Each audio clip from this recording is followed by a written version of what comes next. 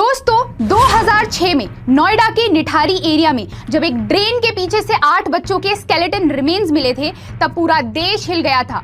इसे निठारी हत्याकांड के नाम से भी जाना जाता है। इस केस में 8 बच्चों की लाशें बिजनेसमैन मोहिंदर सिंह पंदेर के घर के पीछे से मिली थी और उसका domestic help Surendra Kohli arrest हुआ था। लेकिन सुप्रीम कोर्ट ने ट्यूसडे को अपने एक जजमेंट में कहा कि ये बहुत गहरे खेद का विषय है कि इतनी लंबी इन्वेस्टिगेशन के बाद भी निठारी किलिंग्स के असली पाप करने वालों की पहचान कानूनी तौर पर साबित नहीं हो पाई है। कोर्ट ने कहा इन्वेस्टिगेशन में सीरियस फ्लॉज थे, सीन सिक्योर नहीं किया गया था, स्टेटमेंट कॉन्ट्रडिक्टरी थे और कोहली को पुलिस कस्टडी में बिना प्रॉपर लीगल एड के रखा गया था। कोर्ट ने यह भी कहा कि कन्फेशन फोर्सफुली लिया गया था, फॉरेंसिक चेन्स वीक थी और कोई सॉलिड प्रूफ नहीं था कि कोहली ने ही मर्डर किया है।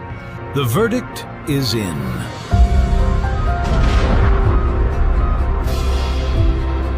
कोर्ट ने इस फैसले में सुरेंद्र कोहली को निठारी के आखिरी मर्डर केस में भी बरी कर दिया। Chief justice B R. Gavai, justice Suryakant और जस्टिस विक्रम नाथ की बेंच ने कहा क्रिमिनल लॉज असम्पशन और गेसेस पर नहीं चल सकता। बेंच ने आर्टिकल 21 और आर्टिकल 14 का हवाला देते हुए ये कहा कि फेयर ट्रायल और इक्वलिटी बिफोर लॉ सबका अधिकार है।